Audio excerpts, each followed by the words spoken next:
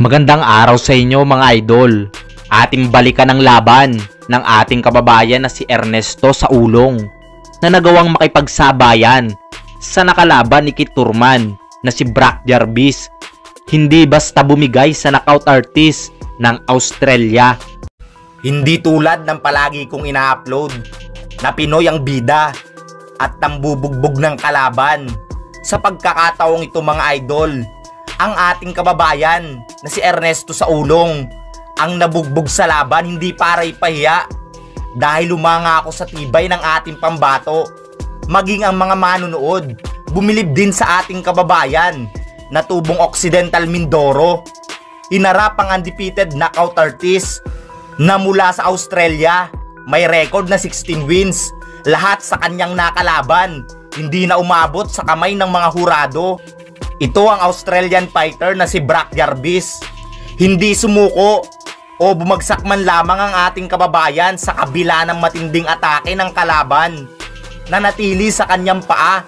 May record ang ating kababayan na 22 na panalo, 4 na talo. Ang 10 dito ay knockout. Ating panurin ang laban kung saan humanga ang mga manunood. Oh, good work. Good shots to the body and over the head. He wore it okay. He's exposed again, and now he goes downstairs. Punches to the body again, and Saulong needs to cover up. Big shot from Jarvis, right hand. Saulong in trouble. Saulong in trouble. Saulong in a neutral corner with 50. Sits down on the right hand. Saulong. Jarvis wore it well. Goes back to the body. They trade, and on the inside, Saulong's face. It looks like a big thing too, and he's wearing shots to the body and lapses against the ropes as Brock Jarvis goes to work with a lot of time left in this round. Now he turns him well, throws good shots, but Saulong Jarvis and Saulong over the top. Big shot with the left hand. Triple hook and rip. There to Saulong. Now Jarvis goes hard to the body with his... Finds himself at range and punches well, hooks in with that left hand, back to the body again. This is a war. End of the body, they're nice shots. Beautiful body work from Jarvis. Oh, this is great from Jarvis.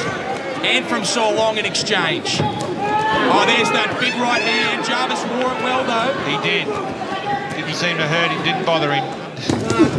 Plenty of time for Brock Jarvis this round. The body shots are taking their toll. That's better from against the ropes, taking some shots, but he goes back with a big left hand to the body. Now he turns and goes over the top. That's great stuff. Jarvis in this red corner. Great work from Jarvis. It's the body shots he wants, and there they are. Phenomenal punching speed and power. Punching from Jarvis and Saulong comes in. Now he goes downstairs to Jarvis. Saulong, he's ready to go again. Body shots from Jarvis, who looks for an uppercut as well. There's the body shot. Vicious, very good at that. This is where he's brutal and he goes hooking to the body, and Saulong, he turns him again and goes to work. I think he's maybe giving himself a little breather at stages, Saulong, but now he's punching hard. There's a good shot from Jarvis. Ripper shot. Top. Saulong looks for that counter right, but he wears a right hand. Top one back, yeah. And he goes to the body with a big left hand as Jarvis. Saulong sits on the ropes there for him. Great shots from Brock Jarvis. And a right hand gets through, and Saulong's feeling these. Soon that is. Look at that. Oh, to the body, and Saulong's ready to go. He's ready to go. He's in trouble. He hangs on and he lapses onto the ropes, and Jarvis goes downstairs and upstairs and looks for the big punch to finish it. Crowd's going to... Right hand as Jarvis, and a hook as well. The crowd love it. And on the inside, they trade. Natalo man at nabigo na makuha ng ating kababayan ang vacant IBF Asia Oceania Super Bantamweight title.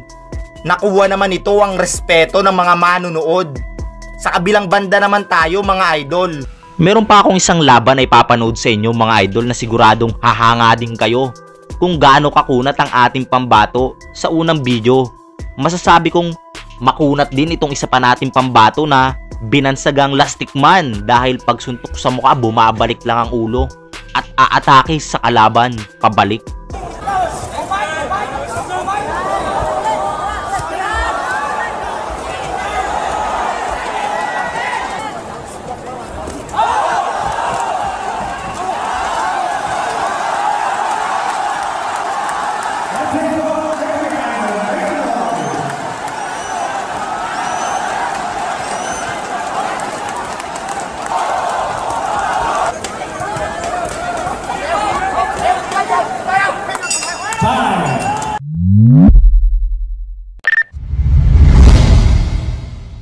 Pagdating sa patigasan ng muka, kahanga-hanga ang tibay ng panga ng kababayan nating si Christian Avila na binansagang lastik man. Sinasalo at kinakain lang ng ating pambato ang mga malalakas na suntok ng Chinese boxer na si Leshan Lee. Bagay na bagay ang bansag sa kanyang lastik man dahil parang hindi tumatalab ang malalakas na suntok ng kalaban. Sabi pa nga ni Leshan Lee, napakakunat daw nitong kababayan natin. Napalaban siya ng gusto at magandang experience daw ang laban na to para sa kanya dahil napakatapang nga po ng Chinese boxer na ito. Pumalag sa ating pambato na meron ng 32 na professional fight habang si Leshan Lee po, pangatlo pa lang na pag-akyat nito sa ibabaw ng lona bilang professional. 2 wins at 2 knockout ang record ni Leshan Lee. Pero hindi ito natakot sa ating kababayan na si Christian Avila. Ating pong panurin ang laban kung saan umanga ang kalaban at mga manonood sa ating kababayan taong 2015.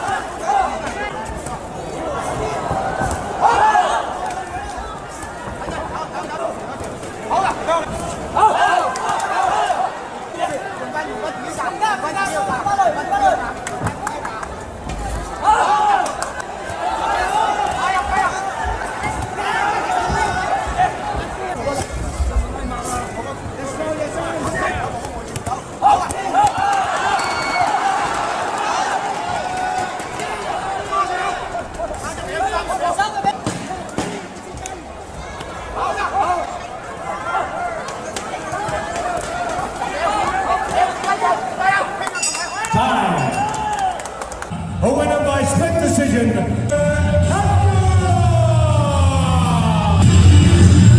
And presenting the trophy. Ang ating kababayan nga po ang nagtagumpay sa laban. Pero nangako si Li Shanli na kung mabibigyan muli ng pagkakataon na makalaban si Christian Avila, sisiguraduhin na nito ang kanyang pagkapanalo. At nagawa nga po nito taong 2017 nang sila ay mag-rematch at muling magharap sa ibabaw ng lona. Nanalo po ang Chinese boxer na si Li Shanli via unanimous decision. The winner is Blue Corner 蓝角黎德胜吴